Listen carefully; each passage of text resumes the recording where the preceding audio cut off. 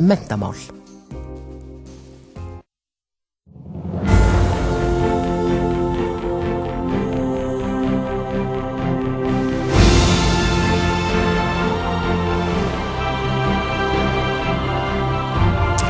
Gott kvöld, góðir áhorfendur. Í kvöld ætlum við að ræða hver framtíðarsýning gæti verið í leikskólum, grunnskólum og framhaldsskólum landsins. Hvað eiga börnin að læra í leikskólanum og hvernig gerum við foreldra virkari þáttakendum í skólastarfinu?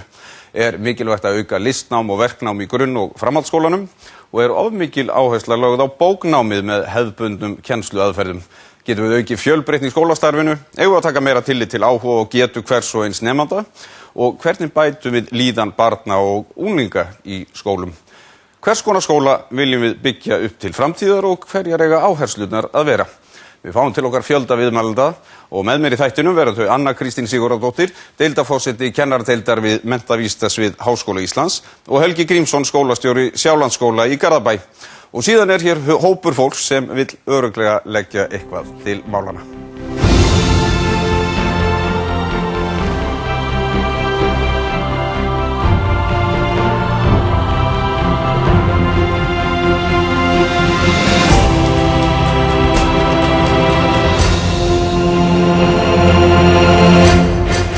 Velkomin Anna og Helgi.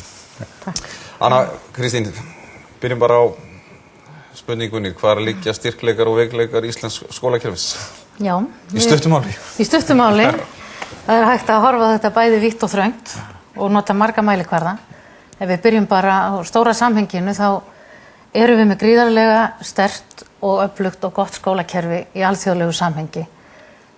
Og það eru margir mælikvarðar sem benda til þess. Til að mynda erum við með nánast allir eru í leikskóla og við erum í hópi þeirra þjóða sem eru með 100% nemenda á grunnskólaaldri í grunnskóla og það er gríðarlega mikil jöfnuður í okkar skólakerfi eins og í grunnskólanum sem er tvímælalaust styrkur sem þýðir það að þjóðfélagsleg staða hefur lítil áhrif á árangur. Það er mjög stórt hlutfall hvers árgang sem að útskrifast úr háskóla með aðra þjóðir. Hins vegar ef við horfum á hlutfall þeirra sem ljúka meira námi heldur en í grunnskóla, þá stöndum við freka veikt. 1/3 af þeim hópi sem 25 til 35 ára sem ljúka ekki meira heldur en grunnskóla. Og notum við þennan mælikvarða, þá er menntunarstig okkar lágt. Þetta er hins vegar stóra samhengið, síðan ef við horfum okkur nær og horfum inn í hvert skóla, menntun hvers einasta barns, þá er myndin miklu flóknari. Erfitt að segja til hvað er það sem gerir góðan skóla nákvæmlega betri. Getur þú svarað því? Ég held að góður skóli er sá skóli þar sem að nemandinn blómstrar og nær árangri í lífi, starfi og leik. Hver er gerðin í dag? Ég meina, höfum við þróast vel fram á þetta?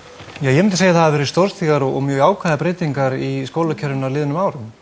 Við erum að sjá að áherslur þar sem að það er miðað við að skólinn endurspegli samfélagið og samfélagið eigi greiða leið inn í skólan og þetta er ein heild, skóli og samfélag. Á liðnum árum hefur stuðlað mjög að auknu faglugu sjálfstæði skóla og það hefur stuðlað að meiri metnaði og fjölbreyttara skólastarfi.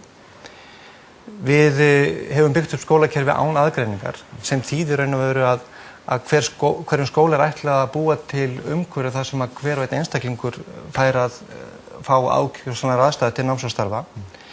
Einstaklingsmiðun er líka leiðarljós. Þar er barnið í brennitepli og við erum að kannski horfa á í því samhengi að það skiptir meira máli hvað nemandinn nemur heldur en hvað kennarinn kennir. En svo kom inn á þetta, Anna, með þetta einstaklingsmiðaða nám sem er alltaf miskilið hugtak. Þú kannski getur útskýrt það þess? Já, þetta er stundum horft á þetta eins og þetta þýði að hver og einn eigi að læra bara einn og útaf fyrir sig og hann eigi algjörlega að stjórna ferðinni sjálfur. Það er alls ekki þannig, heldur ég gengur þetta út á það að hver og einn á að hafa svo lítil áhrif á það hvernig hann lærir, hvaða efni, hvaða leiðir hann fer, samskipti og samstarfið aðra er mjög mikilvægur þáttur áfram eins og hingað til. En þetta snýst eiginlega fyrst og fremst það að brjóta niður þessa ramma sem við erum búin að koma okkur upp í skólakerfinu. Liggja veikleikarnir þar? Já, við erum með stífa ramma sem hindra okkur, við erum með skólastofur allar svo jafnstórar, bekki, árganga, faggreinar, kjarasamninga kennara, fullt af svona litlum boxum sem við eigum erfitt með að koma okkur út úr og að hindra okkur. En við sjáum líka að það svo mikil mismunur á skólum. Það eins og skólastefnan sé kannski ekki að ná yfir alla skólana. Sumir skólar eru mjög framsæknir, eða þú hefur það minnst okkur tilfinninguna á meðan aðrir eru síður. Ég held að það bara spurning svolítið tíma. Ég held að við erum ákveðum tímamótum búin að vera á liðnum áratugum að skólarnir hafa verið endurskoðað sig á öllum skólastugum og nú erum við bara að stíga fram. Menn vita að það þessi faglegi metnaður, það það að horfa út fyrir kassan sem skiptir miklu máli. Það verður ekki framþróun nema menn þora að fara út fyrir kassan. Við sjáum til dæmis í skólabyggingum það sem að meira áhersla á opnun, sveigjanlegu rými sem stuðlar samstarfi kennara og starfsmanna og það eitthvað allt annað heldur en þessi þröngu gangar með læstar skólastofur á hvora hönd. Þetta staðan í dag. Við ætlum hins vegar að horfa lengra fram í tímann með viðmældum okkar og við ætlum að taka hvert skólastig fyrir og byrjum á að einbeita okkur að leikskólamálunum. Við ætlum að heyra í Þrúði Hjelm sem skólastjóri Krikaskóla í Mosfellsbæ. En í þeim skóla skiptingin reyndar ekki samkvæmt hinum hefðbundnu skólastigum, heldur eru þar börn á aldrinum 1 árs og til 9 ára. Börn geta byrjað hjá okkur ársgömul og verið hjá okkur í 9 ár í samfellu í deginum sínum að þau færist á milli eftir eigin getu og hæfni og eftir því sem að þroskinn þeirra segir til mikið frekar heldur en einhverjir rammar sem að segja að börn eigi að vera á einhvern máta. Ég sé líka fyrir mér að þau geti haldið áfram að við erum að vinna heilmikið með svona systkinahópa og ýmislegt fleira þannig að þau geti verið áfram í þessum góðu tengslum við ólíka aldurshópa. Eldri börnin þjálfist og þroskist í því að aðstoða yngri börnin og taka þátt í þessum raunverulegu verkefnum sem eru allt í kringum okkur. Við vinnum til dæmis mikið með það að þau viðfangsefni sem krakkarnir eru að fást við í skólanum séu raunveruleg verkefni. Að það sem þau fást við í til dæmis heimilisfræðinni sem mjög nærtækt dæmi hafi virkilega þýðingu fyrir skólastarfi í heild sinni. Það og síðan erum við til dæmis að fókusera núna sérstaklega á þessar smiðjur hjá okkur þar sem við erum að vinna með ýmislegt sem tilheyrir listnámi og íþróttum hreyfingu og smíðum og myndlist og öðru slíku og þar erum við að blanda saman 5, 6 og 7 ára börnum og það sem að þeir sem verður mjög sterkir á þessu sviði geta þá nýtt það til þess að aðstoða yngri krakkana og það gefur þeim ótrúlega mikið. Þannig að fjölbreytni í deginum, fjölbreytni í barnahópnum skiptir gríðarlegu máli fyrir þau. Barn sem orðið læst 4 ára, það á ekki að þurfa að byrja á því að fara og læra alla bókstafina upp á nýtt það byrjar á grunnskólastiginu sem það kann. Og það sem rennir stóðum undir þetta eru bara svona raunveruleg dæmi sem að maður hefur úr veruleikanum og Nefndu mér. Já, til dæmis ein stúlka sem að hún lærði að lesa 3 sinnum því að hún lærði fyrst hjá ömmu þá 4 ára og foreldrarnir voru alveg gríðarlega stoltir og ánægðir af sinni stúlku og sett hana þar með í 5 ára bekk þar sem hún eyddi heilum vetri að læra 1 bókstaf á viku. Svo flutti þau og hún fór í sinn heimaskóla þar, byrjaði í 1. bekk og eyddi öðrum vetri að læra 1 bókstaf á viku. Þannig að þá var hún búin að læra þetta 3 sinnum.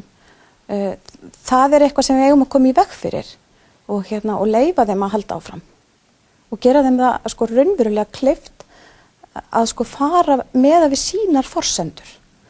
Þannig að það aðalatrið. Sigurlaug Einarsdóttir, leikskólastjóri við leikskólan Reynisholt í Grafarholti og Jóhanna Einarsdóttir, prófessor við menntavísindasvið Háskóla Íslands, velkomnar. Við heyrum þarna Þrúði lýsa hvernig leikskólan og 1. bekk í grunnskólans blanda saman, að minnsta kosti í hennar skóla.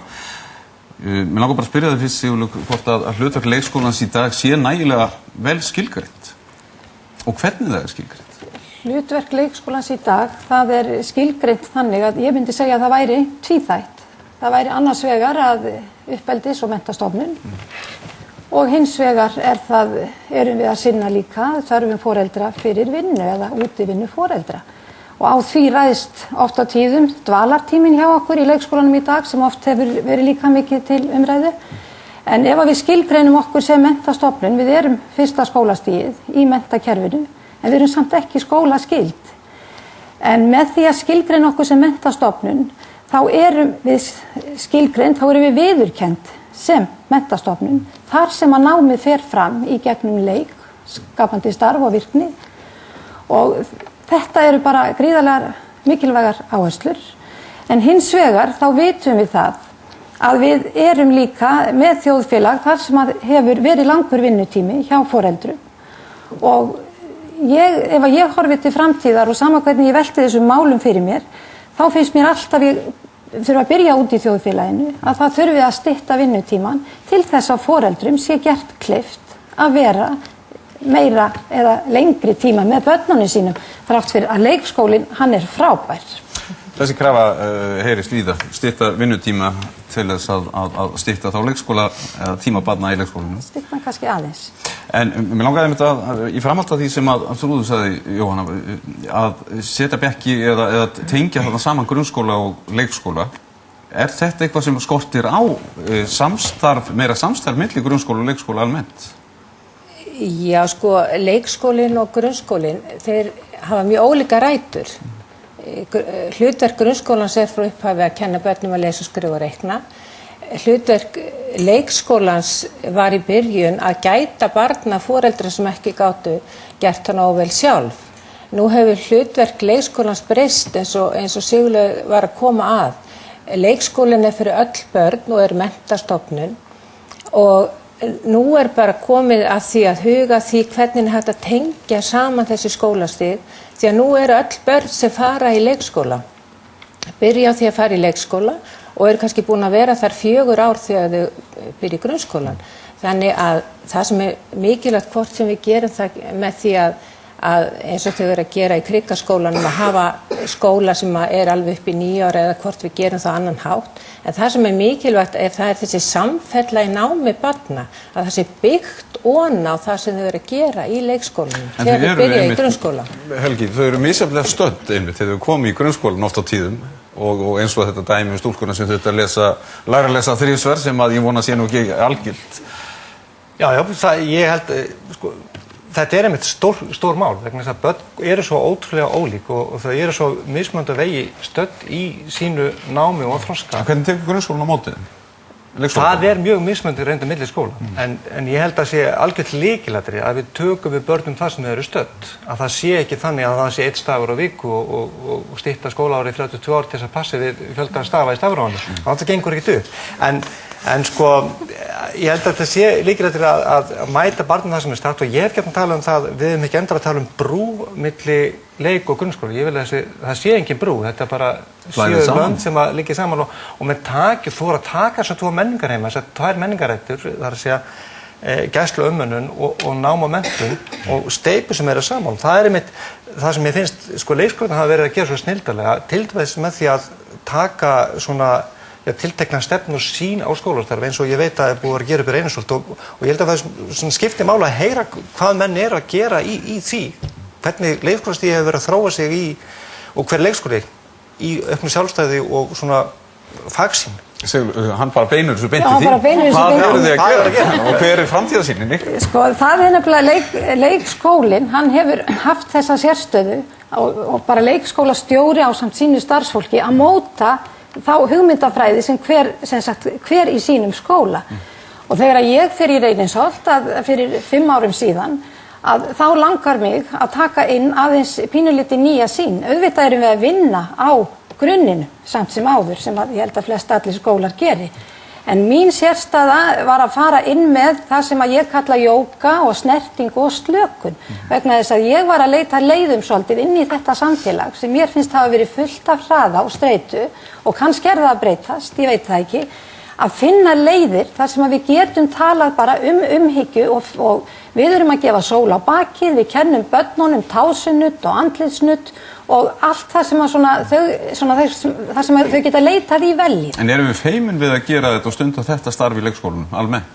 Ég veit það ekki. Ég held að þetta sé bara eins og allt annað svona nám sem að maður leggur inn. Við erum með jóga og hefum verið með jóga fyrir börn frá upphafi og það eru fleiri skólar að taka það upp. Ég segi það eina góða leiðin í allt skólakerfið að byrja í gegnum leik. Þetta eru leikir á meðan þau eru í leikskólanum. Svo smátt og smátt þá geta þau fengið þetta, fá þau þetta í hendurnar sem verkfæri sem þau geta síðan nýtt sér síðar í leikskólanum, grunnskólanum og framhaldsskólanum og ekki síst unglingarnir. Já, mér langar aðeins að spyrja þau varðandi foreldrana og hvernig við getum virkjað þá betur inn í skólastarfið. Er einhverja hugmyndir? Má ég aðeins halda áfram? Já, gjörðu svo vel. Þetta er umræða sem er svo spennandi. Já, af því að Sigurlaug nefnir sína stefnu í sínu leikskóla. Það eru allir leikskólar á Íslandi, þeir vinna samkvæmt aðalnámskrá leikskóla. Og það er svo heppilegt, tel ég, að það er mjög víð stefna. Þannig að leikskólarnir og leikskólastjórinn með sínu fólki getur ákveðið að fara ákveðna leið að þessu marki sem er sett í aðalnámskránu. Og það eru ýmsar leiðir til, eins og við erum með hjallastefnu, við erum með, sem er þekkt fyrir að leggja áherslu á jafnrétti, við erum með Reggi og Milja sem leggur áherslu á skapandi starf, við erum með heilsuleikskóla og umhverfisleikskóla og hvaðeina. Og þetta finnst mér mjög æskilegt við íslensk leikskólastarf, en við erum með enga rannsóknir sem sýna okkur að eitt sé betri en annað. Það er eina sem við vitum og höfum úr erlendu rannsóknum er það að hafa stefnu, að sameinast stefnu og vera ánægð með það sem maður er að gera, það er gott, sýnir gott leikskólastarf. En vantar þetta að það séu kannski skýrari stefnu þar sem að bæði starfsfólk og foreldrar viti að hvaða marki er stemt? Því að stundum er það óljóst. Já, stundum er það óljóst og eins og Jóhann kannski að þá er kannski ekkert svo mikill munur. Nei. Þó að yfirlýst stefna sé einhver ákveðin, þá er starfið í grunninn svolítið svipað. En mér langar aðeins að koma aftur inn á lesturinn ef ég má. Að nú leikskólinn er skólastig og ég held og hefur sýnt fram að það er bullandi lestrakennsla í leikskólum. Það er kannski ekki notuð gamla bandprjónsaðferðin, en það er bullandi lestrakennsla. En hún er svolítið dulin. Það er eins og, hún sé ekki, leikskólafólk segir, við erum ekki að kenna lestur, heldur er það hlutverk grunnskólans. Væri kannski bara leið að leikskólinn opinbert segði, við erum að kenna lestur svona á þennan hátt og börnin eða verður búin að læra þetta þegar þau komið í grunnskóla. Eru þau að læra að lesa í laumi sem sagt í leikskólanum? Lesa svolítið í laumi. Já, þau eru nefnilega að læra, það er nefnilega svo skemmtilegt, þau eru að læra svo margt í laumi í leikskólanum og það er þetta sem oft fólki finnst vera óljóst, það er talað með börn læri gegnum leik og hvað eigum við með því? Jú, bara þegar við horfum á lítil börn vera að leika sér, þá sjáum við hvað þau eru að læra margt. Þau eru að æfa sig í tungumálinu, þau eru jafnvel að bera saman og telja, þau eru í samningaviðræðum og þau eru að læra svo margt bara með því að leika sér.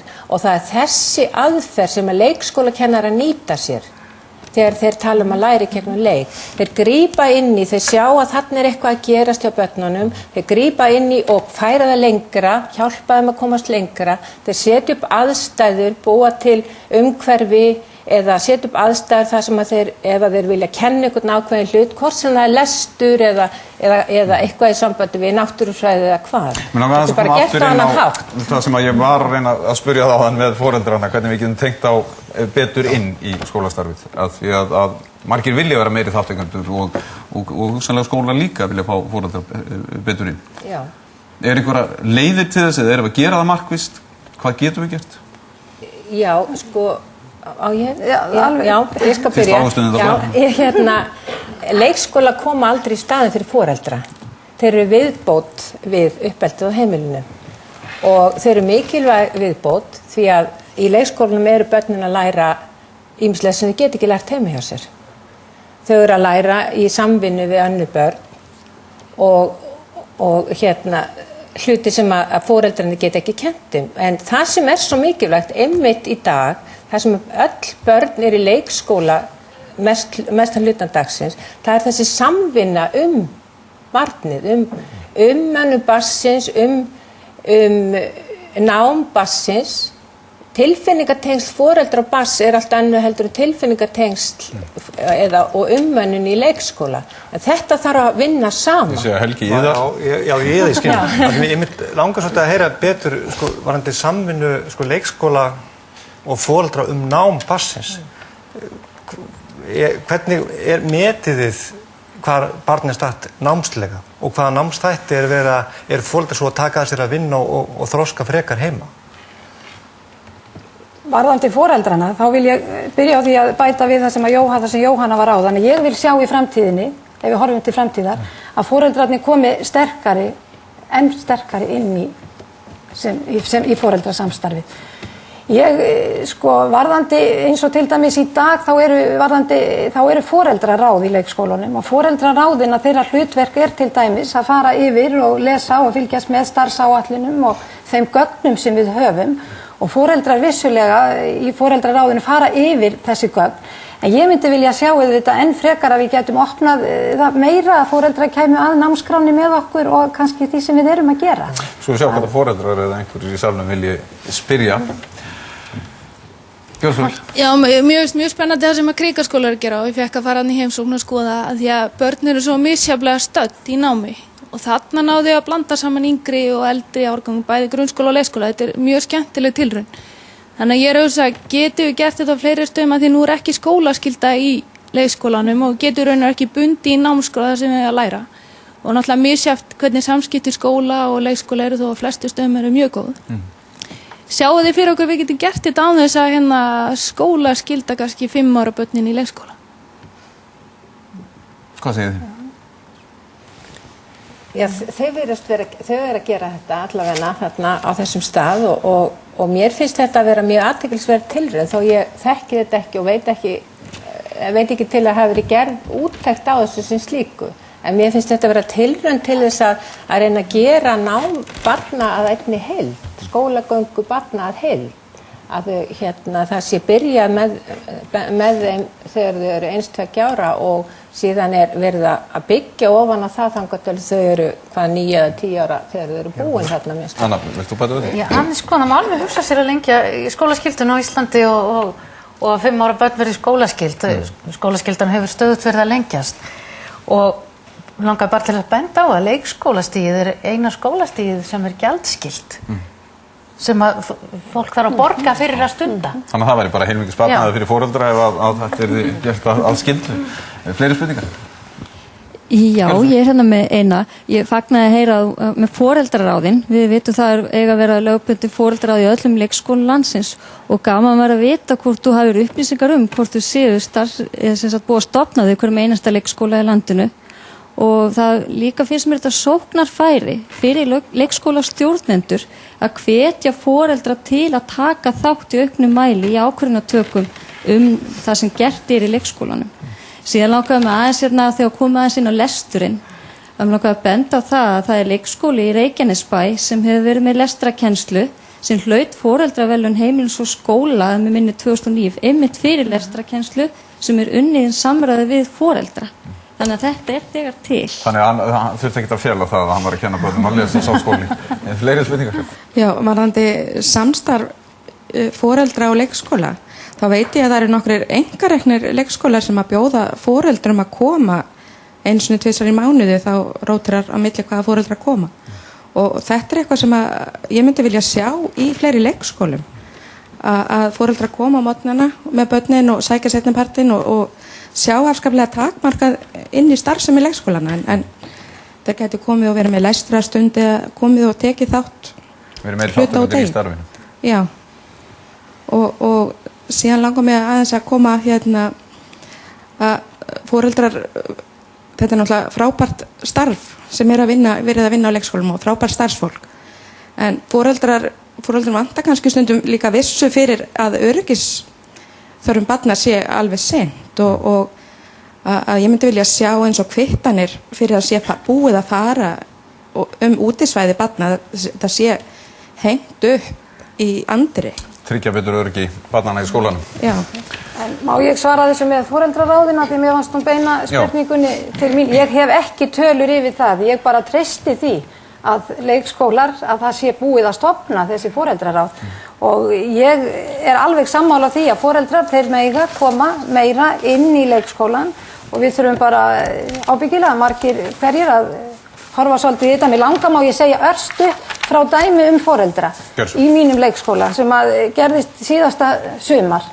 Að við erum með lítinn lund fyrir utan leikskólan sem að foreldrar sem sagt, þeir tóku sér til að foreldraráðið og sótti styrki forvarna og framfarasjóð Reykjavíkurborgar til þess að vinna þennan lund.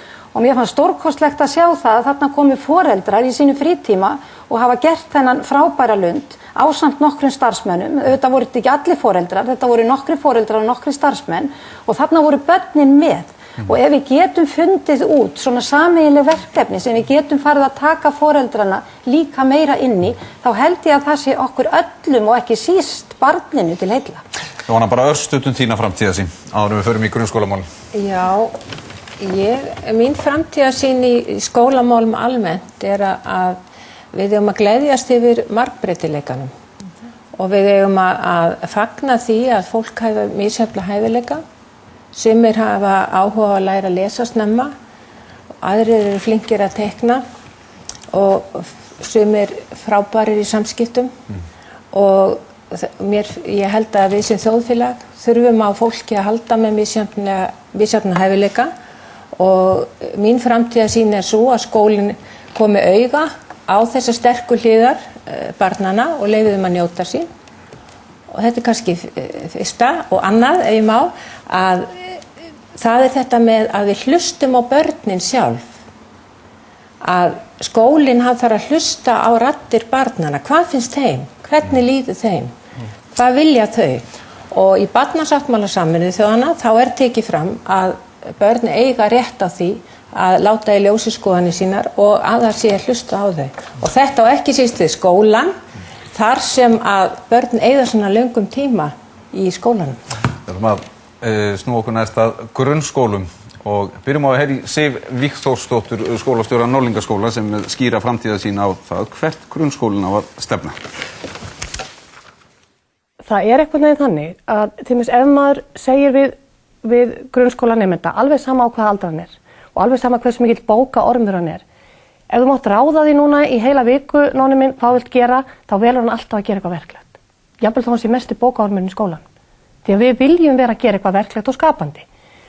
Og við höfum, auðvitað hafa skólar mjög oft verið að leita leiða til þess að vinna með bókleg markmið á mismunandi hátt. En það frábær aðferð að nota verklegar leiðir til að vinna með bókleg markmið. Annars á grunnskóla, ef ég fer rétt með, þá minnir mig að við byrjum að kenna þeim að taka meðaltal í stærðfræðinni í 10 ára bekk og við erum að rifja þetta upp í 11, 12, 13, 14, 15 og 16 ára alveg upp í 10. bekk og jáfnvel erum við enn að rifja þetta upp í aðferðafræðinni upp í háskóla þegar við erum komin í mastersnám hvernig á að taka meðaltal. Ef við sendum 5 nemendahóp út í skó og látum þau tálka sér spjót og taka og skjóta með spjótinu, mæla vegalengdina og taka meðaltal, þá þarf aldrei að kenna þeim þetta aftur og hugsa allan tíman sem við höfum til að kenna eitthvað annað að gera eitthvað annað í staðan fyrir alltaf vera að rifja upp það sama.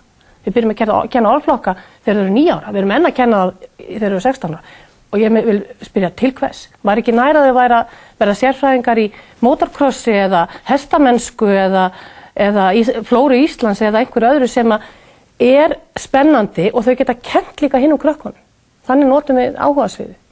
Svo finnst mér þetta einhvern veginn snúa svo mikið það að við eigum að hætta að reyna að steypa þau í sama mót. Við höfum að hætta að láta þau falla að þörfum skólakerfisins. Það hefur nefnilega verið að gera í mörg ár. Skólakerfið á að fara að falla að þörfum krakkana. Af hverju erum við ekki til dæmis með bara vinnudag nemanda frá 8 til 5 og það allt þar innan. Frístundastarf, skólastarf, íþróttastarf og svo framvegis. Við höfum að koma foreldrum út úr gíslingum skuldtímans, eins og við kalla, sem frá 5 til 8. Þá eru foreldrar nemenda í Reykjavík, sitja þeir í bílum og keyra þess og kruss alla borg. Af því það þarf að fara í tónlistarnám og það þarf að fara í íþróttastarf, þetta bara vera inn á vinnutíman. Og það var skólastarf frá 8 til 9 og svo kemur frístundastarf inni. Að kennarar og frístundafræðingar vinni samhliða og börnin sé bara búin og fjölskyldur geta átt notalega tíma frá 5 til 8. Hætta einhvern veginn að halda okkur í þessari gíslingu, þessum hraða og einhvern veginn að það sé ekki hægt að láta nemendur hafa sama vinnutíma og bara venjulegt verkafólk. Okkur sem erum bara að vinna á vinnumarkaðnum. Og svo er að leyfa úlingunum okkar til þess að ákveða hvenær þau koma í skólan og hvenær þau hætta á daginn. Þau virka miklu betur sem bara ef þau þurfa ekki að byrja fyrir klukkan 9:30 en ef þau þurfa að byrja fyrir klukkan 8. Þau þurfa bara að leysa ákveðin verkefni. Og börn eru svo frjó og skapandi að þau finna sér alltaf leiðir til þess að klára verkefni ef þau eru spennandi og gefandi og áhugaverð. Og við eigum einhvern veginn að bara hafa trú á þeim og leyfa þeim pínulítið að hafa frjálsræði og val og láta þau vinna í áhugasviðinu sín. Því að í áhuga er ótrúlega orka. Ég hef séð nemanda verða læsan á 6 vikur af því að hann var að vinna í áhugasviðinu sínu, þá búið að reyna að kenna hann að lesa í 4 ár á bók. En af því að hann hafði lesið motocross á vefnum, þá var hann læs á 6 vikum af því að það var enginn að kenna hann að lesa. Já, sko þetta með agan. Það er nefnilega þannig að upptekið barn og hamingjusamt barn, það er ekki að gera neitt annað en gera sér að gagni og er niðursokkið í viðfangsefnin sín. Þess vegna þurfum við að agavandamál hafa oftast næst sprottið upp úr því að við erum að sníða þeim einhvern veginn umgjörð sem passar þeim ekki. Ef ég er ofvirk, þá hendar það mér ekki að sitja í 40 mínútur á sama stólnum, horfa fram, mig alls ekki tala við hina krakkana og eiga að einbeita mér. Það er það versta sem mér er gert. Og hvað ger ég? Ég ger eitthvað sem að sumir getur kallað agavandamál. Ég myndi ekki segja að þetta væri bara svolítið svona sjálfstæði. Ef þau eru upptekin, ef þau mega standa upp og ræða saman, eru að vinna að ákveðnum viðfangsefnum, þá er bara engin agavandamál. Þar leystum við agan. Jón Pétur Símsen, aðstoðarskólastjóri við Réttaraskóla í Reykjavík og Guðlaug Sturlaugsdóttir, skólastjóri grunnskóla Seltjarnarness, velkomin. Takk. Nú ætlum ég bara að fara beint í þetta með þér, Jón Pétur, þín framtíðarsýn, hvernig getum við búið til draumaskólan, allavega samkvæmt þinni forskrift á 10 árum? Já, draumaskólinn, ég held að skólar núna séu bara ágætir, margir hverjir. Ég held að sé tvennt sem þurfi tvennt sem sé hægt að gera til að bæta skólana. Og það er það fyrst að bæta, sem sagt, hjálpa þeim kennurum sem eru í skólanum núna að vera enn betri. Og svo er hitt að ráða eða fá besta fólki inn í grunnskólana. Erum við ekki að því eða? Ég held að það er vissulega margt hæfileika fólk sem sækjur í háskólanum, en ég held að við getum gert enn betur þar og það þarf þá að finna leiðir til að ná því fólki inn í grunnskólan, því ég held að grunnskólanir séu eins góðir og starfsfólki í þeim sem er, þegar nemendahóparnir eru svipaðir og það skiptir öllu máli að starfsfólkið sé gott. En þú kannski að segja þetta mjög fínlega að við séum ekki með nógu marga, nógu góða kennara. Já, það má alltaf gott bæta og það er bara svo í öllum stéttum. Ég get bara nefnt dæmi að slakur kennari sem fara mjög áhugavert námsefni og er með nemendahóp, hann á mjög auðvelt með að klúðra því og valda skólaleiða, en meðan góður kennari sem fær erfitt námsefni og svona á pappír leiðilegt, hann getur hrifið þetta hópið með sér. Og þetta skiptir öllu máli hver er að kenna. Helgi talaði hérna skóla, opin skólarými og sagan á baku það er dálítið sérstök, ef ég kom með smá sögu kringum það.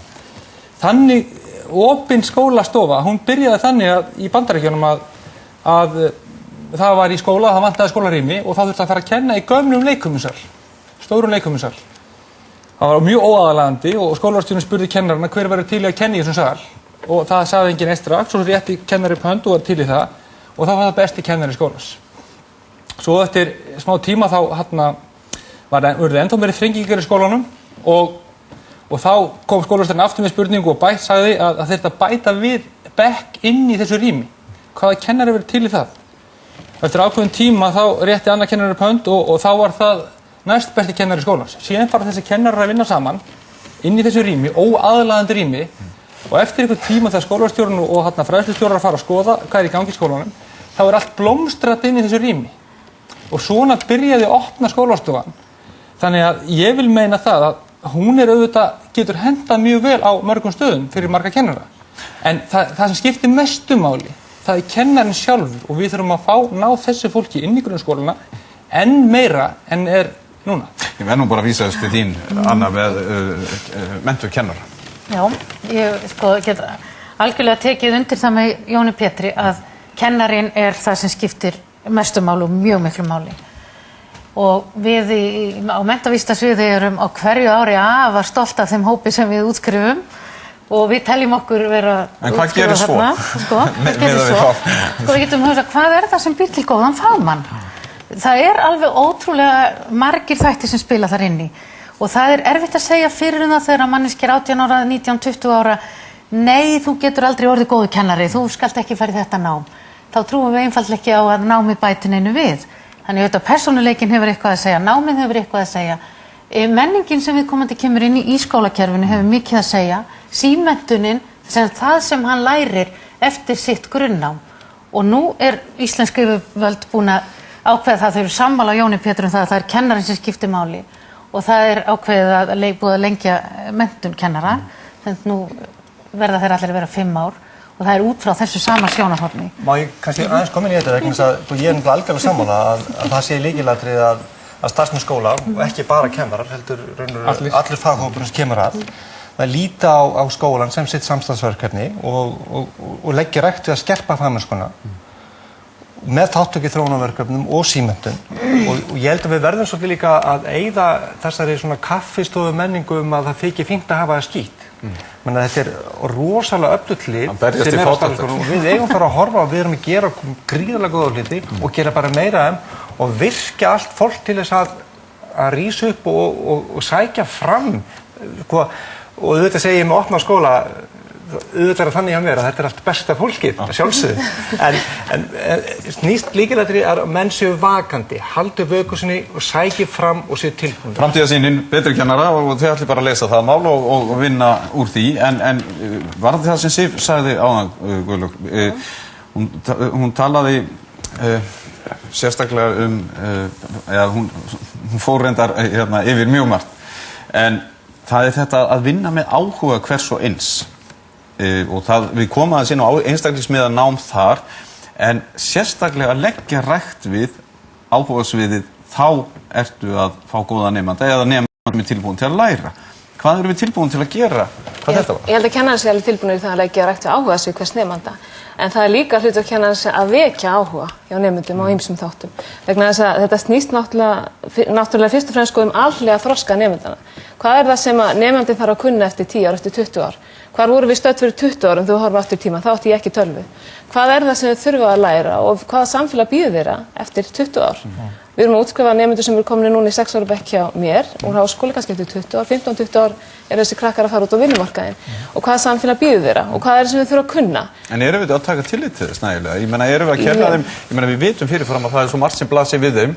Við vitum að þau svona flest fara í barneignir og þau munu kaupa sér húsnæði og bíl og hugsanlega gangi í hjónaband eða hvað það er. Erum við að taka einhver svona raunhæf dæmi og vinna með þeim bara og kenna þeim kannski á þessar hluti sem þau munur reka sig á í framtíðinni? Eða það ofsnefnt kannski? Ég segi ofta heimilisfræðin sé eitt mikilvægasta fæði vegna það alveg öruggt að þau þurfa að borða alla ævi. En það eitt af því sem við þurfum að kenna. En já, ég tel að við séum að vinna gott starf í skólanum hér á landi, bara yfir höfuð, bæði út á landi sem og í Reykjavík og höfuðborgarsvæðinu. En það og ég held að ég geti treyst að fara í hvern einasta skóla og sé mjög gott starf. Ég held að ég geti fullyrt það. En við þurfum að kannski að hugsa aðeins lengra. Hvert það sem við erum að fara og hvað það sem, eins og ég segi, hvað það sem býður þess að krakka og hvað það sem við þurfum að leggja áherslu á. Og ég held að við þurfum að leggja áherslu á læsi, fyrst og fremst. Að krakkar séu vel læs og lesskilningurinn séu í lagi lesturinn og lesskilningurinn og riturinn. Þetta eru þeir mikilvægustu þættir sem við verðum að kunna og hafa tök á og þá á þetta líka náttúrulega við erlendum tungumálum. Svo held ég við þurfum að hugsa það líka að láta krakkarna fást við heildstæð verkefni. Það sjaldnast sem ég bara að fást við eitthvað sem tengist íslensku eða eitthvað sem tengist starffræði. Ég kannski að vinna eitthvað og það tengist mörgum þáttum. Þannig að þau þurfa að sjálfsögðu að fá grunnþekkingu. Við þurfum að kenna að lesa, reikna og deila og allt þetta. En við þurfum síðan að notfæra þessa þekkingu. Þau þurfa að sýna fram á að þau kunna að nýta sér þekkinguna. Ég ekki að segja það við að opna allar stofur og vera bara með heilstæð verkefni og allt flæðandi, alls ekki. Heldur að við þurfum bara að hugsa það hvað sem nýtist þeim. En þetta snýst nemendur. ekki gleyma því. Ég er alveg sammála því. Ég myndi segja sko, minnst líkilatri að það komi viðhorfin og gildin svo mikið inn í líka að sko ef að allir skólar, grunnskólar skila þessum nemendum sem eru sjálfstæðir, ábyrgir og virkir hafa áhuga á námi og heilbrigðu lífi, það væri stórkostlegt.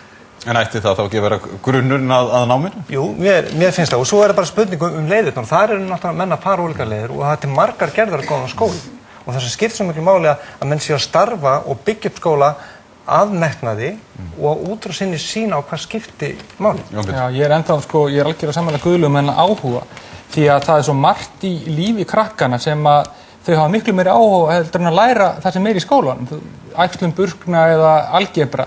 Þau hafa ekkert mikinn áhuga á þessu en góður kennari, hann er að vekja áhuga. Ég hef séð kennara sem er að kenna þetta sem ég nefndi á hann og það er allir þeir bara biðja meira. Og þetta skiptir máli því krakkarnir eru ekki forritaðir til að vilja læra þetta. Og þess vegna skiptir öllu máli að vekja upp þennan áhuga og skapa þörf fyrir þá og halda áfram að læra. Nákvæmlega aðeins að við vorum að hlusta á hann Flosa Einarsson sem er aðstoðarskólastjóri í Grundaskóla. Flósi vill að listnámi verði gert miklu hærra undir höfði í öllu skólastarfinu. Sko, ég vil náttúrulega fyrst og fremst sjá list og verkgreinar svífa bara yfir allt skólastarf. Eins og staðan í dag, þá myndi ég halda að list og verkgreinar væru þær greinar sem að svona fara fyrst út þegar menn þurfa að skera niður. Og ég veit til þess að list og verkgreinar er ekki kenndar í öllum árgöngum í öllum skólum.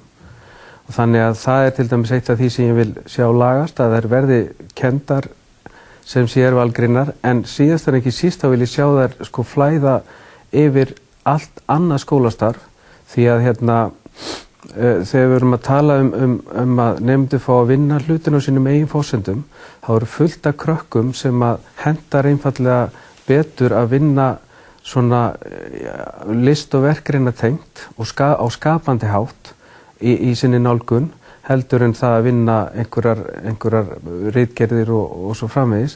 Þannig að ég vil sjá bara menn bjóða upp á miklu fjölbreyttara nám og námsaðferðir í skólanum og gera það með því að innvæða list og verkgreinar sko yfir allar aðra námsgreinar. Já, ég get bara að því ég er mest unnið í tónlist og leiklist, þá get ég nefndir söngleiki sem dæmi sem við höfum gert mikið af í mínum skóla og við leggjum mikið upp úr því að hafa slík verkefni. Slík verkefni eru að augra nemendum sko langt út fyrir það sem við náum að gera í öðrum námsgreinum. Við erum með nemendur sem að hafa kannski ekki fengið neitt tækifæri í hópnum, í einu sína eitthvað frumkvæði eða áður óþekkta hæfileika og þetta er algjörlega ómetanlegt að mínum mati. Guðlaug, list og verkgreinar. Hann leggur mikla áherslu á það og vil tengja þetta helst inn í allt námið og bóknámið, ekki síst. Er eitthvað markvisst starf í gangi? Maður heyrir alltaf að tala um þetta en maður upplifir ekki að þetta sé markvisst eins og menn vilja. Jú, þetta er víða mjög markvisst og mjög fínt. Og við vitum það náttúrulega, ég get þess að segja þetta, vegna þess að við vitum það að það sem krakkarnir vinna með, það sem þau lesa og svara spurningum, það munar ekki eins vel eftir langan tíma og það sem þau leika, svona þurfa að koma fram og segja og þurfa virkilega að setja sig inn í það munar þau, það læra þau betur. Það sem þau eru að vinna með höndunum, það skiptir bara mjög miklu máli. Og í mörgum skólum er þetta tengt við þemanám, eins og hann lýsir svo sem, alveg eins og hjá Helga væntanlega í Sjálandsskóla og í Ingunnarskóla og fleiri stöðum. Það sem þetta er bara ein heild, list og verkgreinar og kennsla í samfélags- og náttúrugreinum. Og gert jafn hátt undir höfði. Og gert jafn hátt undir höfði, já. Þannig að mér finnst þetta mjög skiljanlegt vegna þess að þetta er það sem skilar mjög góðum árangri. Ertu sammála þessu, Jón? Já, þetta er líka krakkar sem eru eins og hjá honum með söngleiki, menn þau elska þetta krakkarnir, hafa áhuga á þessu. En það er ekki bara hjá honum sem þau elska það, þau myndu væntanlega elska það víðar á landinu. Já, en þarna kemur við aftur, hann er góður kennari sko. Þess vegna nær hann til krakkarna með þessu. Og það er lykilatriði, það eru kennarar sem myndu mögulega ekkert geta gert þetta.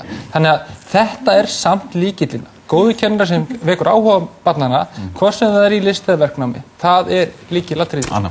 Já, kemur aftur á þessum boxum sem ég talaði áðan sko. Við vinnum listir og skapandi starf bara klukkan 10:40 á miðvikudögum. Þá erum við að vera skapandi. Það er sko, ég er algjörlega sammála sem Flosi sagði og flæði yfir allt skólastarf.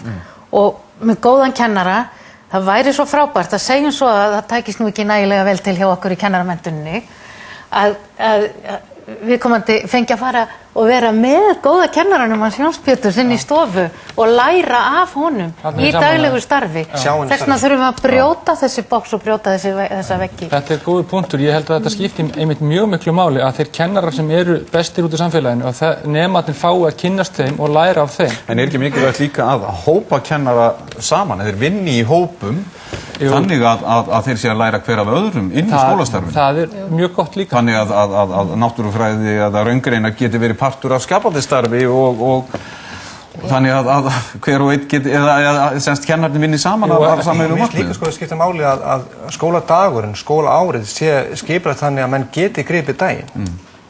Geti verið í skapandi verkefnum og sé ekki niðurnjörfaðar í 40 mínútna box og kassa þar sem við verðum að hlaupa út og suður í heilabúinu. Að maður geti tekið heilstæðari verkefni í lengri tíma, vegna sem ég held að bara það, ef við lítum á þetta einfalt atriði, skapandi hugsun, við erum kannski búin að búa til grunnskólakerfi sem miðar að því að berja hann niður, vegna þess að mönnum er refsað fyrir mistök og barn sem gerir mistök stöðugt og fær alltaf áminning það eða getur ekki alltaf á prófinu eða hvað hann það er alltaf verið að leita að refsa og þá fara menn inn í skilin og þor ekki vera skapandi af því að mann er refsað fyrir að gera mistök. Mér finnst líka, má ekki gleyma því að við höfum ekki gleyma einbeiting og sérhæfingu. Það skiptir líka máli að blanda því saman, að það sé ekki allt í einum graut, heldur að það sé líka það skiptir líka máli að menn á að einbeita sér og hafi sérhæfingun á hreinu. Og það má ekki gleyma það líka að í skapandi starfi fylgir einbeiting. Já, við skulum líka hafa það í huga. Það er ekki aganleysi, Á yngstu stigunum í grunnskólanum og í flestum grunnskólum vona ég, það þannig að þetta er mjög samþætt. Og yngri barnakennarar eru mjög inn á þessari línu að samþætta. Þetta minnkar þegar óvatregur, en þá kemur stundum eitthvað annað inn í. Þau eru með árshátíðarleikrit, þau eru með sérstaka uppákomur í 10. bekk sem eru að klára sig það. Það eru kannski bara sumir sem komast að þar. Nei, það er reyndar ekki hjá mér. Ekki 10. bekk. En það eins og í 10. bekk hjá okkur, þá taka við þátt í mikilli uppfærslu þar sem við bjóðum foreldrum sínum að koma að horfa á og læra að dansa og allt mögulegt. Þannig að það er mjög skemmtilegt og þar eru öllum búið að taka þátt og allir hvattir til að taka þátt. Það er heilmikið í gangi. Spurningar, Rósal. Já, mér langaði til þess að segja að ég held að sé algjörst lykilatriði að við finnum einhverja leiði til þess að brjóta upp þessi box sem einhver hefur verið tíðrætt Ég held að það hvernig kennsla er skipulögð þetta það standi en í raunverulega svolítið fyrir þrifum og við náum ekki einhvern veginn að fara þessar spennandi leiðir í kennslu af því að við erum njörfuð niður í 40 mínútur þarna af íslensku og 40 mínútur þarna af smíði og svo kemur eitthvað annað. Þannig ég held að það sé algjörst lykilatriði að fara að leita leiða til þess að brjóta þetta upp. Varðandi heimanámið, þá er ég algjörlega sammála því að þetta er í fyrsta lagi sýna rannsóknir það að þetta hefur ekki þessi áhrif til námsárangurs sem við myndum kannski telja. Í öðru lagi þá eru foreldrar mjög misvel í stakk búnir til þess að aðstoða krakkana heima og þetta getur verið gríðarlegt álag á heimilum að fá börn heim eftir langan vinnudagi í skóla, jafnvel frístundaheimil og annað og ef þess að fara að setjast með niður, kannski dauðþreyttum, rétt fyrir kvöldmat og fara að reyna að kenna þeim eitthvað sem að þau nefntu sjálf ekki að læra í. Nákvæmlega. Þannig að þetta er mjög erfitt. Það er hins vegar hægt að skipuleggja heimanám þannig að það sé skemmtilegt og jafnvel þannig að það megi ræða við kvöldverðarborðum með fjölskyldunni og leggja fyrir einhver þannig verkefni en þetta svona hefðbundna heimanám að senda það heim með 40 dæmi og foreldrarnir og krakkarnir sitja nánast grátandi yfir þessu saman, það er ekki alveg að ganga. En það er eitt sem ég langar bara að bæta við og það er í sambandi við foreldrarna og aðkomi þeirra á skólanum. Það er nú þannig að þegar þau eru í leikskóla þá höfum við einhvern veginn svona aðeins meiri aðgang að skólanum. Við komum inn með börnunum, við fylgjum inn og okkur boðum morgunkaffi á konudaginn, allavega mér í mínu leikskóla eða leikskóla sonar míns og við erum svona að hitta kennarinn þeirra á hverjum degi og spjalla og spurja og okkur er sagt ef eitthvað hefur gerst yfir daginn. Svo verða þau 6 ára, þau fara í skólan og við sköllum upp að dyrum eða þau labba sjálf í skólan og við vitum ekki meir. Við hittum kennarinn kannski 2 á ári á kennarafundi. Þannig að þetta þarf að auka í grunnskólanum og samanhátt. Já, við þurfum að koma einhvern veginn foreldrunum meira inn í að vera svona partur af skólastarfinu. Mér langar að byrja á því sem þú byrjaðir á, þessi box, af því við erum að tala um þau og þið finnir fyrir þeim, en hvernig getið þið brotið ykkur út úr þeim? Er ekki verið að gera nú þegar, menn hérna upp á Akranesi, þetta er víða verið að brjóta. Já, en við erum að tala um að þetta sé vandamál ennþá. það þá bara starfsmann og stjórnenda á þeim stöðum. Það er þetta að brjóta. Helgi er alveg örugglega að brjóta upp þessi bóks hjá sér. Já. Þannig að ég myndi bara, það þarf að halda til að haga að til dæmis vinnutímaskilgreining kennara, hún getur talið fyrir. Þegar menn líti ekki á skóladaginn og skólan sem vinnustæðin, heldur það er kennslan svo að vera að fara út úr skólanum of hratt og of fljótt. Þannig að starfshópurinn er ekki að finna sér nógu vel saman. Það er líka í að menn segja að þó svo að tafla sér sett niður á einhvern ákveðinn hátt í upphæðu skólaárs, og hún þarf ekki að vera þannig allt skólaárið. Af því að við erum bara með eitt tölvukerfi sem heitir Mentor sem býr til alltaf sundurtöflunar í grunnskólum, og það er svo mikið vesen að fara að búa til nýjar töflur inn í kerfinu af því að kjarasamningur telur eftir þessari töflu. En eru almennt kennarar í skólunum tilbúin til að fara í þessa umræðu bara að brjóta upp skólastarfið eða gera mikla breytingar, eða er það kannski í mörgum tilfellum bara þægilegt eins og þetta er? Er einhver fyrirstaða inn í skólunum? Það er örugglega mismunandi, en skólar eru náttúrulega að gera þetta og þeir eru að vinna innan þessar ramma. Þú veist, þó að það sé talað 40 mínútur síðan þessi gamla kennslun, þá ekkert allir innan þessara 40 mínútur endilega. Fólk með allskis mínútur 50, 60, 70, 80, 90, 100. En eru að tala að draumurinn sá til framtíðar að vera ekki að hver og einn skóli kannski geti mótað betur sína stefnu? Ekkert ósvipað við vorum að tala leikskólan á það. Mér finnst þeir bara að hafa val það. Já. Og það sem ég vil bara sjá fjölbreytta skóla og skóla sem fara ólíka leiðir. Mér finnst bara frábært að Sjálandsskóli að gera þetta eins og hann að gera og ég vil kannski gera þetta eitthvað eins öðruvísi. Vegna þess að áherslunar eru kannski öðruvísi á mínu starfsmannhópi. Aftur á móti varðandi kjarasamning kennara, þá finnst mér hann heftandi að vissu leyti. Vegna þess að við vantar tíma stundum bara með kennarunum til þess að vinna að samfellunni í skólastarfinu. Ég myndi til dæmis vilja skoða enskukennslu frá 4. bekk upp í 10. bekk og ég myndi vilja koma kennarunum saman. En ég hef bara 8 starfsstað, 5 fyrir framhaldsskóla og 3 fyrir aftan.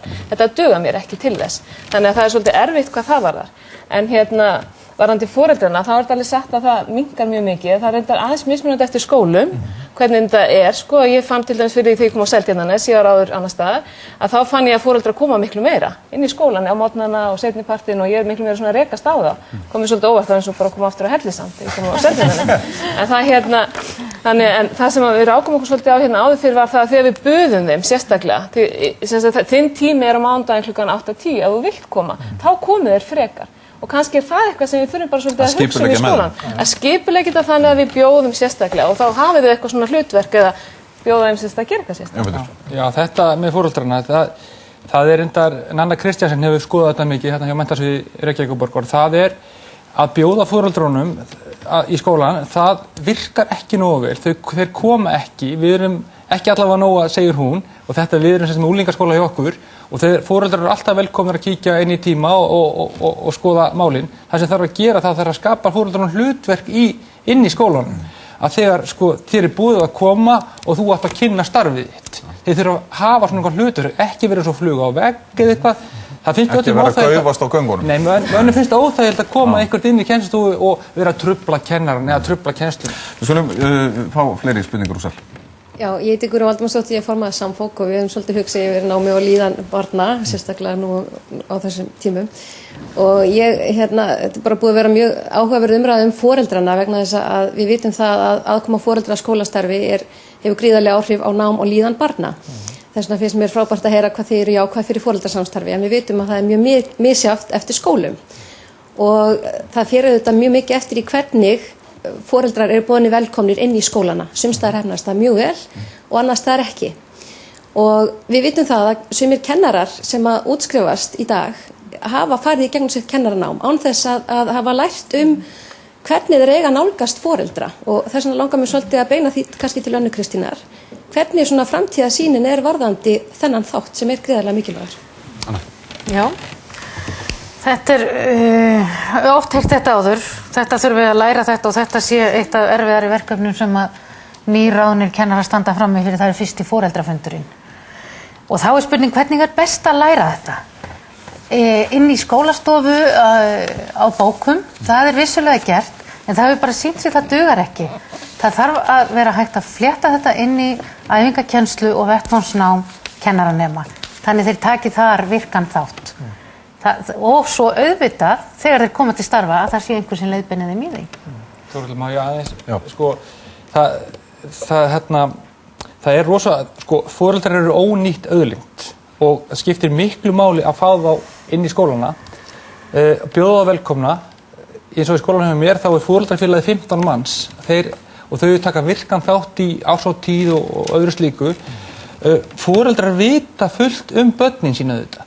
Þetta fólk hefur allt gengið í gegnum skóla og skólarnir þurfa bara að hafa það sjálfstraust að hlusta á foreldra og taka mark á þeim. Því að það eru einhverjir foreldrar sem eru kannski óhæfir, en lang flestir eru hæfir og vita mjög vel hvað þeir eru að tala um. Þess vegna skiptir þetta máli að fólk bara taki foreldrum sem samstarfsmönnum og séu opin og hafi sjálfstraust til þess að hlusta á ef það er að vera gagnrýna skólann, þurfa að laga það. Við skulum fá eina spurningu úr sal í viðbót. Þakka ykkur fyrir.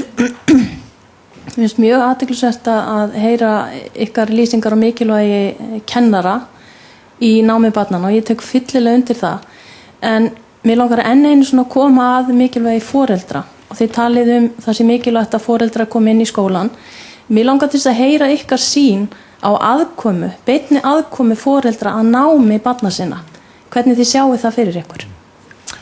Ef ég má byrja, ég tel að nám og umönnun barna er samstarfsverkefni heimilis og skóla. Við tölum til dæmis í Sjálandsskóla ekki heimanám heldur heimavinnu og hún byggð fyrst og fremst í kringum lestur með þeirra yngri, að þau lesi heima og foreldrar lesi fyrir börn, vegna þess að það skiptir svo gríðarlega miklu máli að barn sem að glíma við að raða þessum stöfum sem að fleigi þar á blaðinu og reyna að búa til eitthvað heilstætt út því að þau heyri gegnum eyrun meira krefjandi texta og þar eru foreldrar algjört lykilatriði, að foreldrar lesi fyrir börn flóknari texta en þau eru sjálf að lesa. Þannig byggist upp þessi málskerfisvitund tilfinning þeirra fyrir tungumálinu. Þegar eru eldri þá skiptir líka máli að nemendur taki ákveðinverkefni með sér heim svo að foreldrar séu meðvitaðir hvað barnið er að fást við í skólanum og þannig að foreldrar getur stutt við það þegar að þeir eru að vinna með hvort sem það er í bíltúri eða í búð eða hvað það er. Anna. Mjög stutt. Ég sé þetta aðeins öðruvísi fyrir mér að þegar einstaklingsmiðað nám og sveigjanlegt skólastarf þá komi foreldrar inn sem ábyrgir samstarfsaðilar að gera námsáætlanir fyrir sitt barn. Hafi það að segja hvernig og hvað þeirra barn er að vinna. Og þá ætlum við að ræða málefni framhaldsskólans. Jón Már Héðinsson, skólameistari í Menntaskólans á Akureyri, hefur gert athyglisverðar breytingar á þessari gömlu menntastofnun og við skulum heyra hvernig hann sér fyrir sér hlutverk framhaldsskólans í framtíðinni. Við höfum búið okkur til ákveðin tíma fyrir framhaldsskóla eins og hann er núna. Frá því að nemandinn er 16 ára gamall og þá til hann fer 20. Hann kemur bara fer fullorðinn. Hann tekur út bæði félagsþroska, hann tekur út námsþroska og hann er að gera alls konar tilraunir í lífinu með þroska sinn og sér sjálfan. Líkamsþroska tekur náttúrulega sjálfs út líka. Þannig að þetta er tími í þessum framhaldsskóla framtíðarinnar þá á hann að hafa tíma til þessa.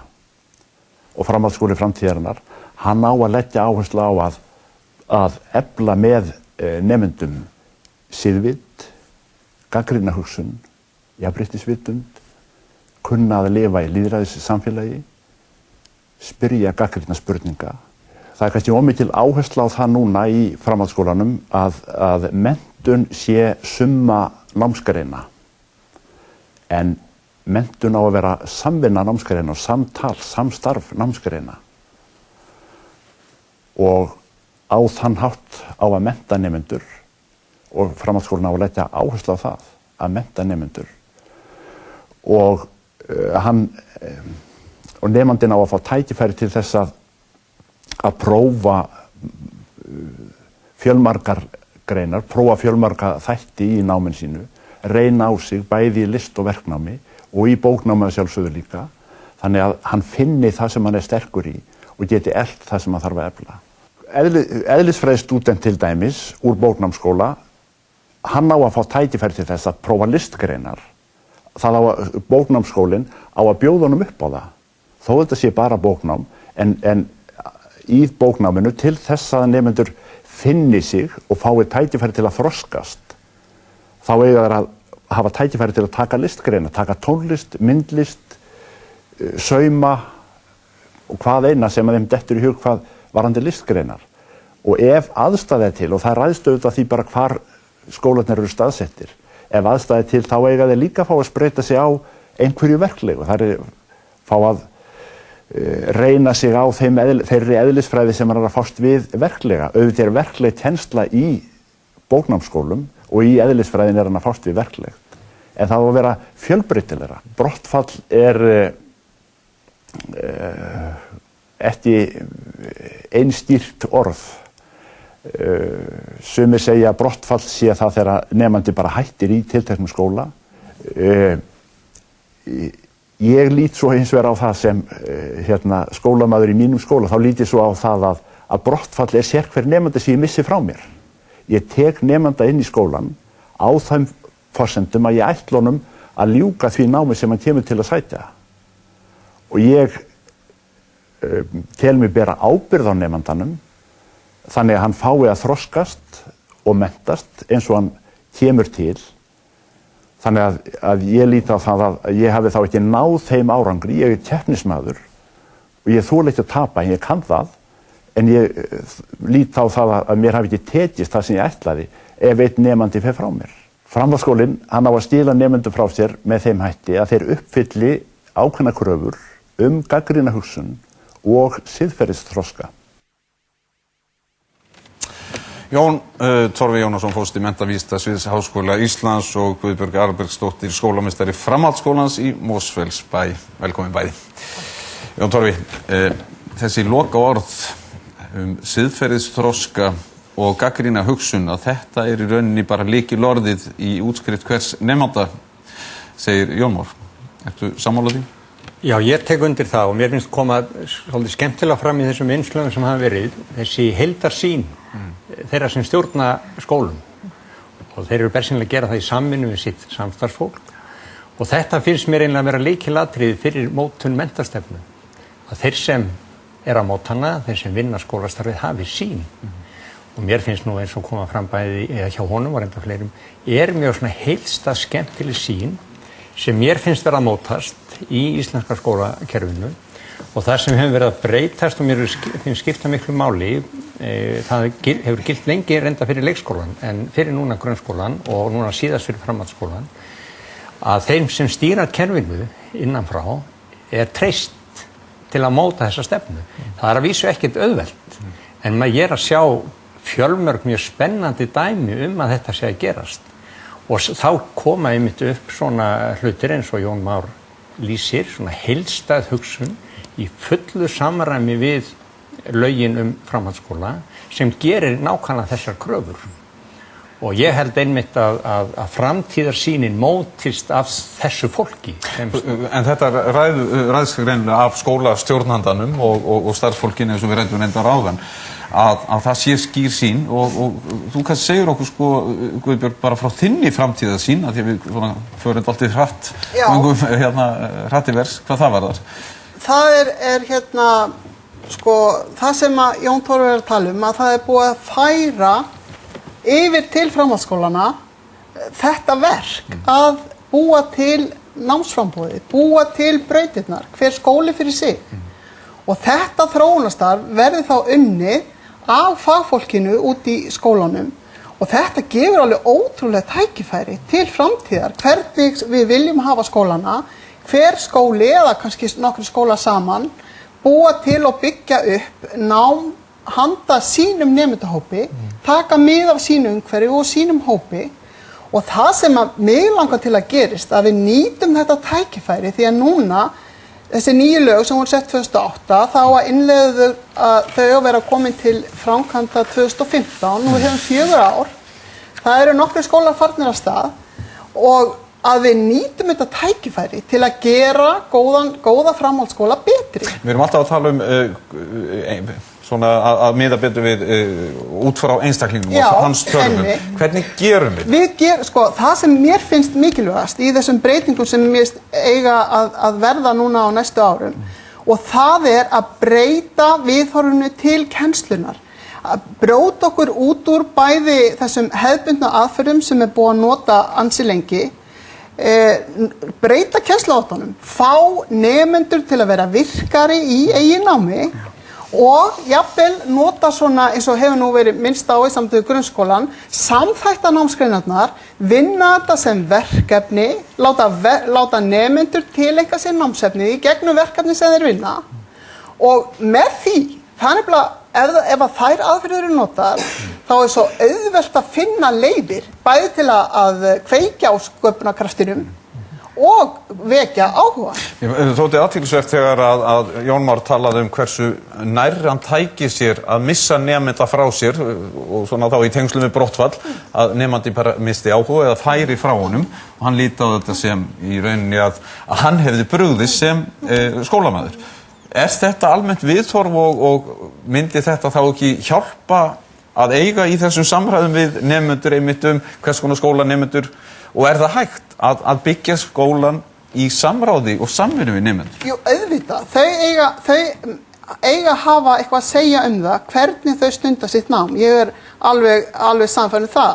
Og mér finnst líka það mjög mikilvægt að við eigum fjölbreytta skóla.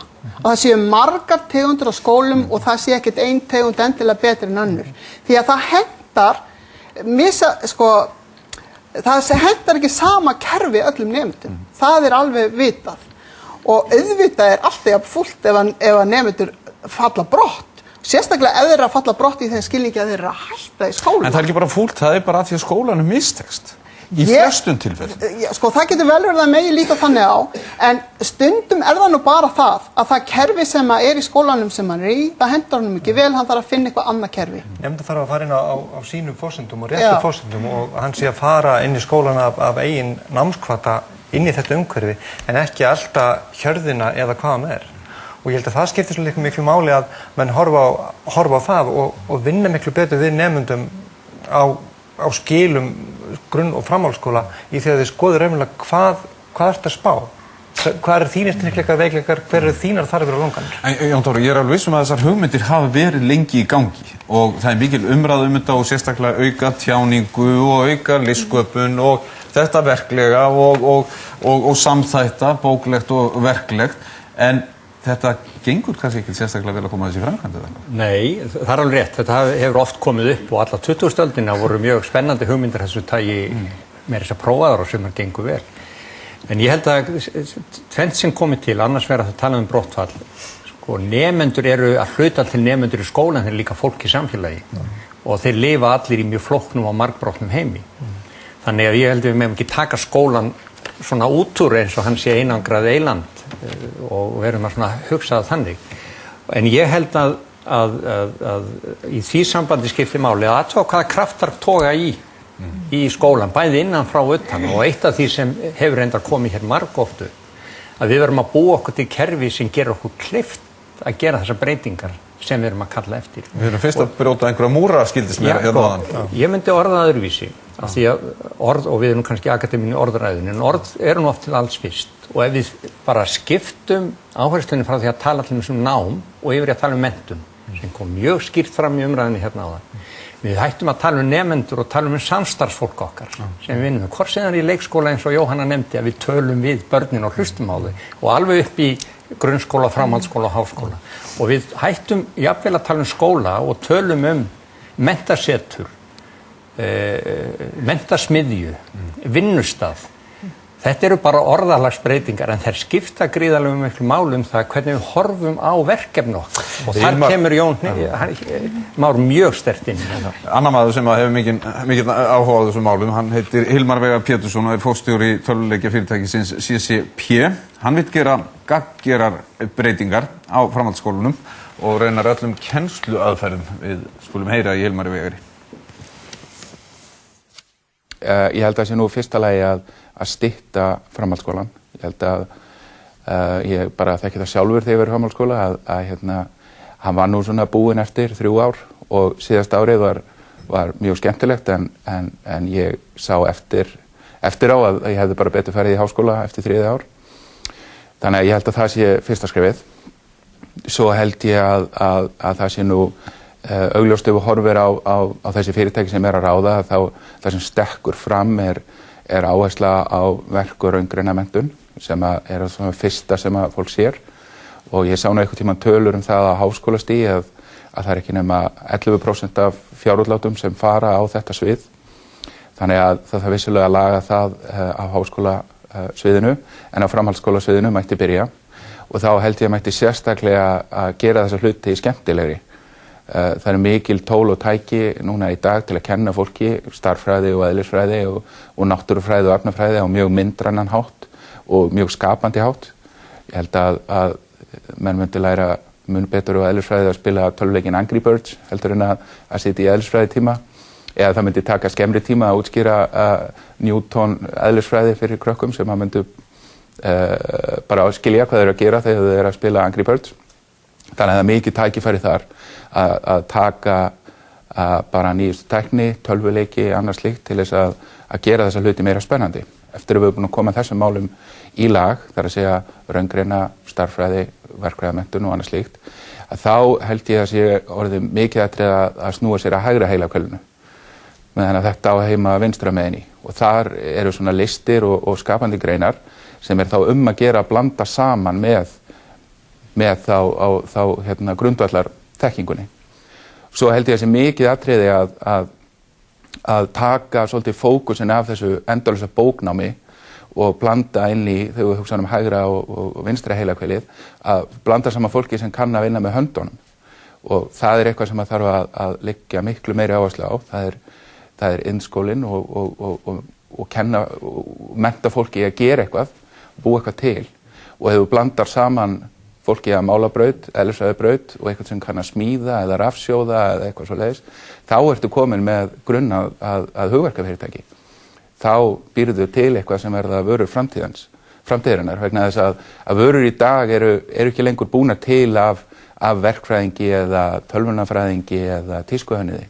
Allt það merkilega í dag búið til í gegnum samstarf þessa ólíku sjónarmiða. Það nú oft svona þegar að maður spurning svona þá strax komin einhver bygging í huga fólks og vissulega þurfum við byggingu með smíðavegstæði og leikhúsviði og einhverju slíku. En síðan þarf kannski ekki svo mikið. Ég meina mest af því sem gerist í hugverkafyrirtækjum gerist hvort þið í tölvum. Allir krakkar eiga tölvur og það nú ekki mikið mála að kannski útvega tölvu fyrir þá sem ekki eiga, sem að ég held að sé nú sáralítill hópur.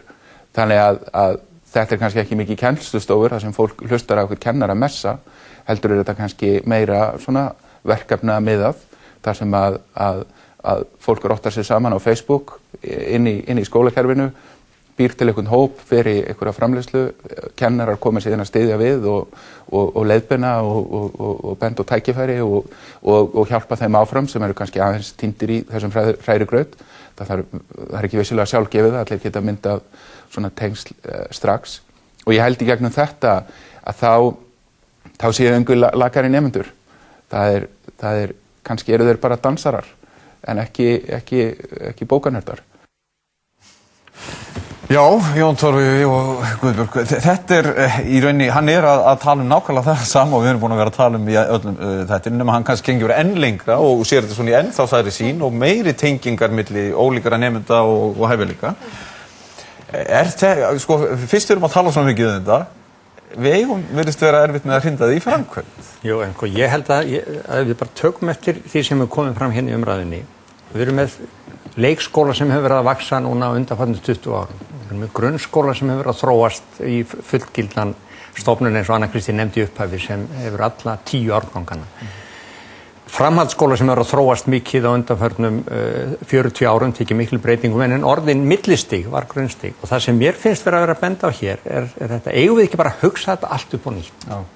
Erum við ekki komið svona gigantískt kerfi sem ég held að segja gera góða hluti, ég er ekki að draga úr því og dæmin sem hafa verið nefndi mitt undirstrika það, en verðum við ekki bara að spyrja okkur til hvers erum við að þessu og við getum fundið svörum við því og þannig að ég hef verið talsmaður þess að taka þetta upp og endurskoða þetta allt saman.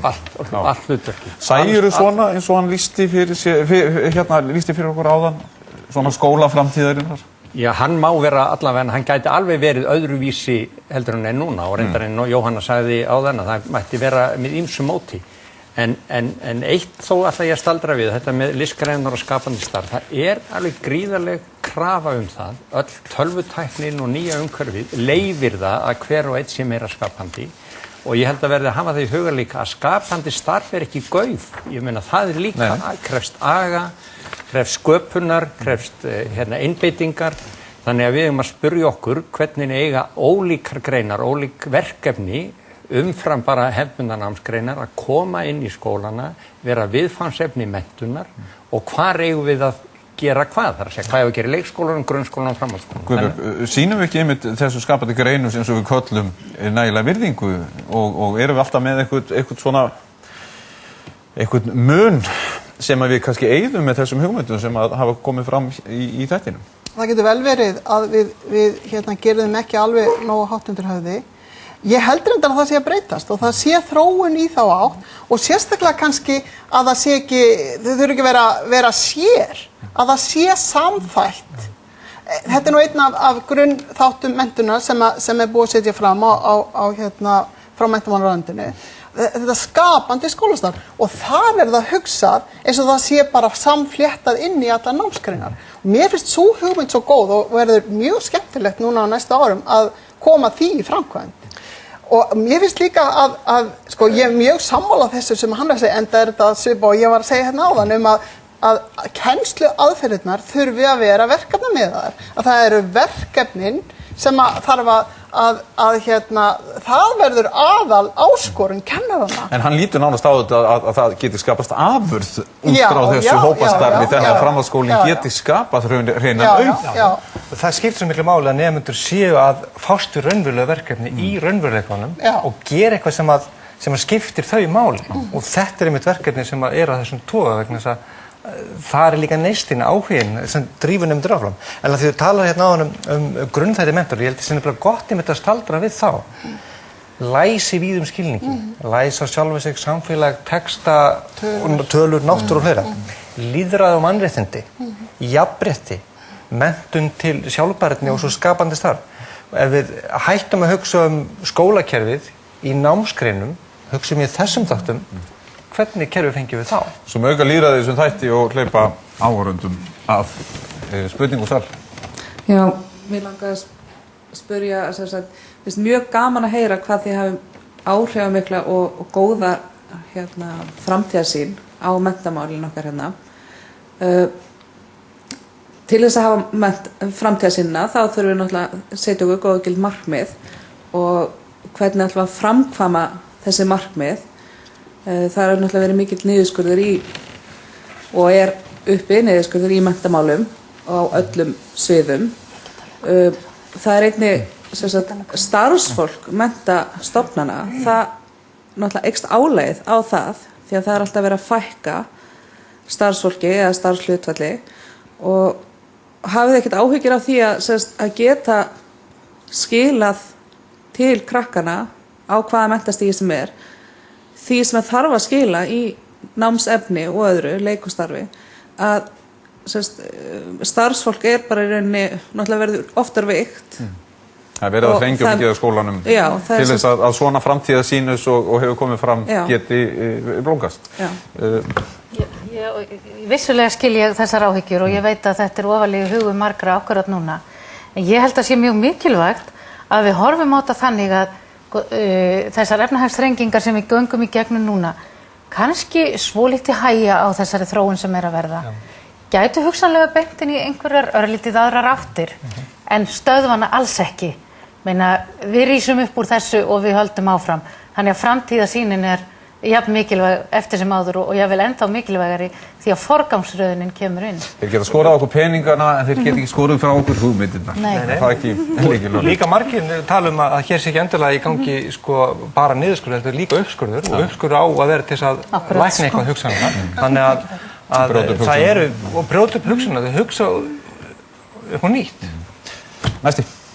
Já, mér langaði að spyrja það var bæði grunnskóla og framhaldsskóla að börn lifa í allt öðrum heimi utan skólan heldur en innan skólans. Við erum ennþá að nota námsbækur og láta börnin handskrifa og gera mjög mikið af því og leggja mikla og ríka áherslu á það. En hvað með þegar þau koma heim og fara inn á tölvuna, það eru allir sem eru að nota netið og vefmiðla.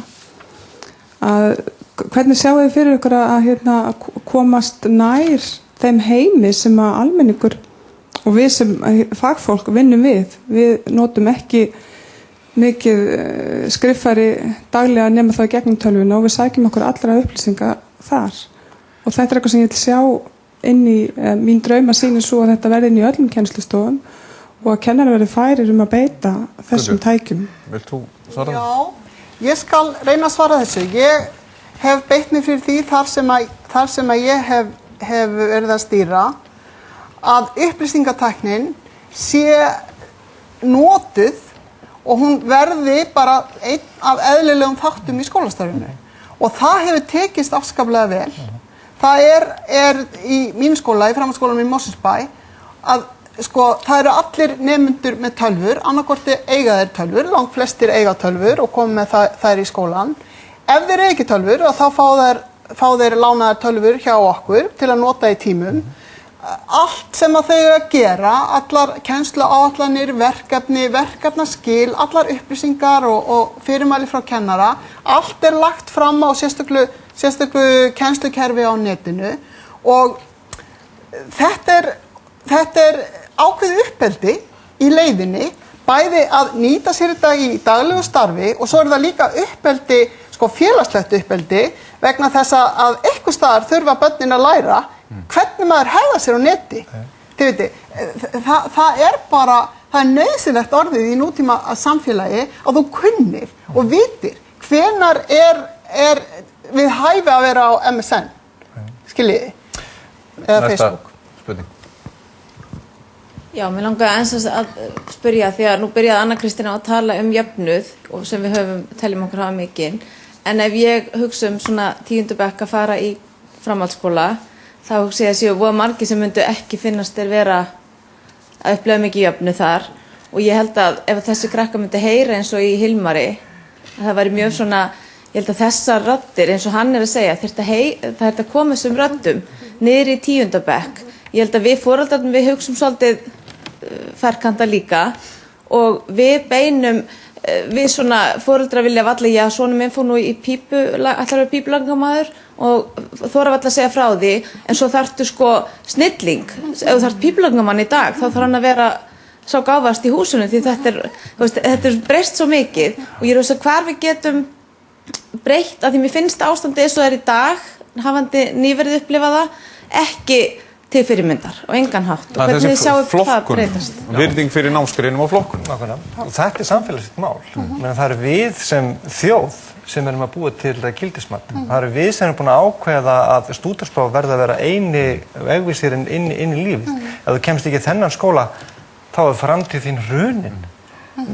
Þetta er kolbrengluð hugsun sem að útiloka nánast þessa möguleika að búa til fjölbreytt hugsun en hvernig getum við unnið gegn þessu, að því við köllum þetta ranghugmynd bara hreinlega, Jón Þór, við ekki? Jú, þetta er erfitt mál. Ég tek bara alveg undir það að það eru fáir sem gera sig grein fyrir reynilega hvað þetta stýrir okkar kerfi alveg brjálæðislega.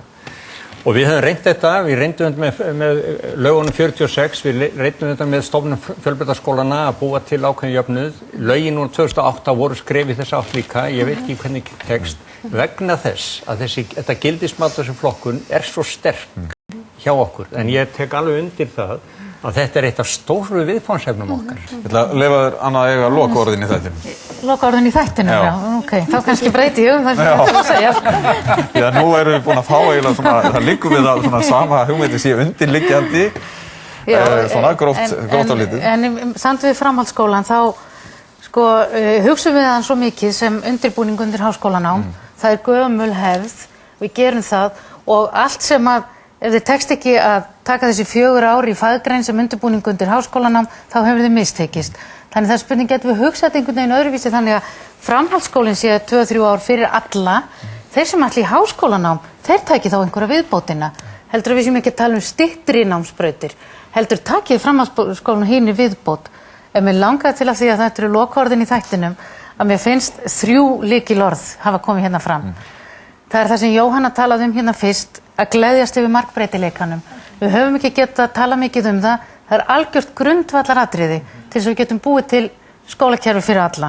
Öðru lagi þetta sem Jón Pétur kom inn á með betri kennara, þar þurfum við að beita öllum ráðum að styrkja þetta kennara því þar þarf að vera valinn maður í hverju rúmi. Og í þriðja lagi finnst mér vera lykilatriði sem hann kom inn á hann Hilmar samstarfið. Að vara verður ekki til af einu manni og það verður ekkert, það engin einn maður lengur sem býr til lausnir á vandamálum nútímans, þannig að opna á milli brjóta bóksin. Þetta voru fín lokaorð.